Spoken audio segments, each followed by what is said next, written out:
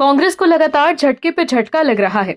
बिहार चुनाव से पहले राहुल गांधी और कांग्रेस के नेता जो वोट चोरी का आरोप लगा रहे थे, वो भी अब एक्सपोज हो चुके हैं।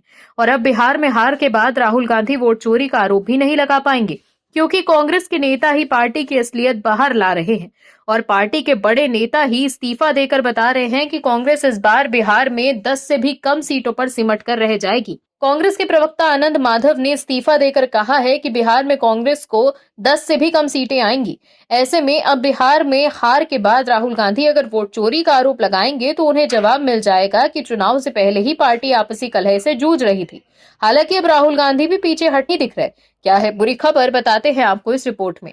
दर्शकों, वोट चोरी का आरोप लगाकर हाइड्रोजन बम फोड़ने की बात करने वाले राहुल गांधी की चुप्पी को लेकर अब सवाल उठ रहे हैं। दरअसल बिहार चुनाव में अब कुछ ही दिन शेष हैं।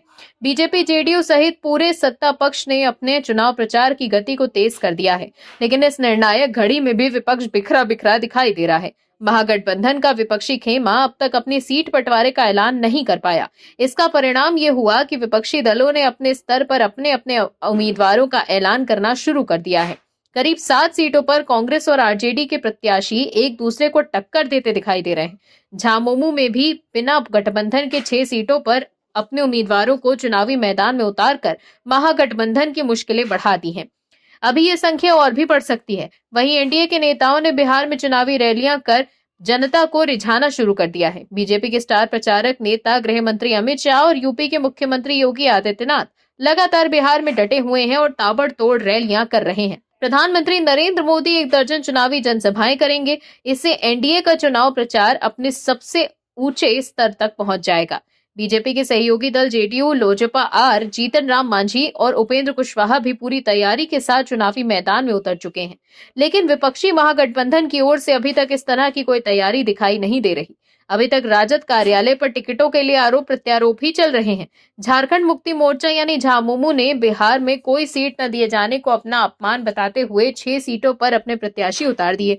इससे झारखंड से सटी विधानसभा सीटों पर विशेषकर आदिवासियों के बीच महागठबंधन को नुकसान उठाना पड़ सकता है।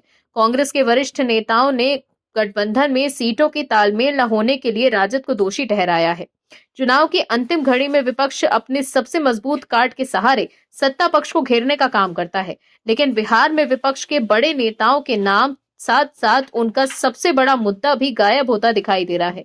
कांग्रेस आरजेडी ने शुरुआती दौर में वोट चोरी के मुद्दे के सहारे बीजेपी जेडीयू को घेरने की कोशिश की थी, लेकिन राहुल गांधी की वोटर अधिकार यात्रा के बाद बिहार में ये मुद्दा कहीं देखने सुनने को नहीं मिल रहा। आपसी तालमेल की कमी के कारण आरजेडी भी इस मुद्दे को नहीं उठा पा रही, लेकिन बिहार में विपक्ष के बड़े नेताओं के साथ साथ उनका सबसे बड़ा मुद्दा भी गायब होता दिखाई दे रहा है।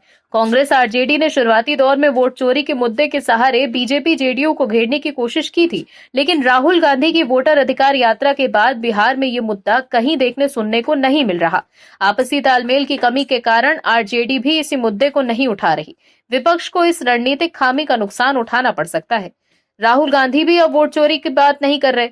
वहीं बीजेपी के प्रवक्ता शहजाद पूनावाला ने कहा है कि बिहार में विपक्ष में महागठबंधन नहीं बल्कि महागाठबंधन है। वो अब तक अपनी बीच की गांठों को सुलझा नहीं पाए। उन्होंने आगे कहा कि ऐसा केवल इसलिए हो रहा है क्योंकि उनका लक्ष्य जनता की सेवा करना नहीं है। उन्होंने कहा कि विपक्ष में केवल लालच और भ्रष्टाचार का गठबंधन होता है, जिससे सत्ता मिलने पर जनता को लूटा जा सके। लेकिन बिहार की जनता ने पिछले 20 सालों का बदलाव देख लिया है और अब वो बिहार में जंगल राज की वापसी नहीं होने देंगी। वहीं बिहार विधानसभा चुनावों से ठीक पहले कांग्रेस गहरे संकट में घिरती जा रही है। टिकट बंटवारे को लेकर मचे बवाल के बीच अब पार्टी के भीतर से बगावत का नया अध्याय खुल गया है।